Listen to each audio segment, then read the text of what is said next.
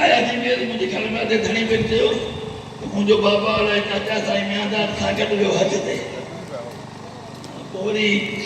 इन्हीं जगह हज ते गॾु वञनि था उन्हनि ॾाढी पाण में मुहबत थिए थी उन मूंसां त विड़ी विया हो त उहो जेको जहिड़ो वधो तव्हांखे ॿुधायां थो उते वियासीं 25 मुल्ला मूंसां गॾु हुआ ॿियो उमिरि ते तव्हां कीदा भाई मुंहिंजो उमिरि थियो पियो हाणे वरी मूं साईं शोभान खे चयो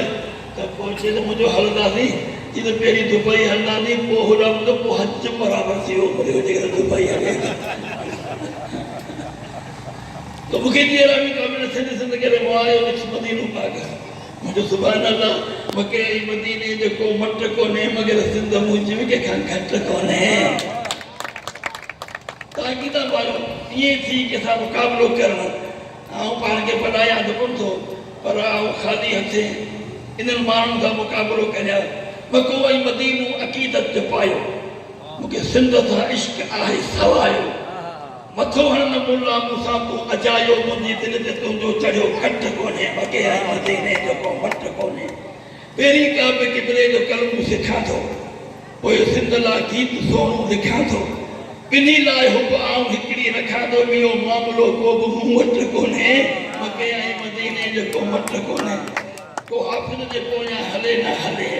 न को मुंहिंजे रस्ते तां मूंखे झले असां तां उहो ई तो अहमद खिले जेके इश्क जो को लॻो झटि कोन्हे मके ऐं मदीने पोइ मूंखे जो आयो छा विड़ी वियासीं न को होॾा बैतुल्ला न को होॾा हला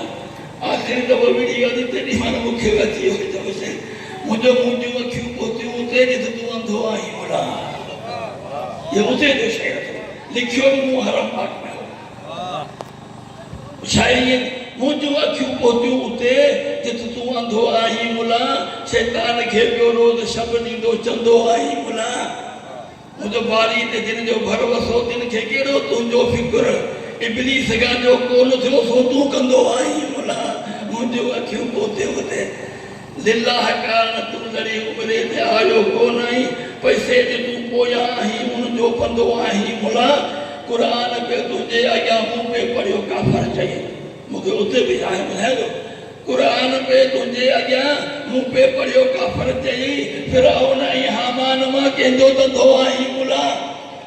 हाफ़िज़ न हेरियो आहियूं कूड़ी दुनिया काफ़र मथे हाफ़िज़ न हेरियो आहियूं कूड़ी दुनिया काफ़र मथे तूं हुनजे पोयां पियो आहीं केॾो कंदो आहीं मुला मुंहिंजो पोइ ॾिना पोइ हुननि जी कैफ़ियत जेका हुई न पोइ हिते ॾिना ऐं वरी मज़े वारी ॻाल्हि आहे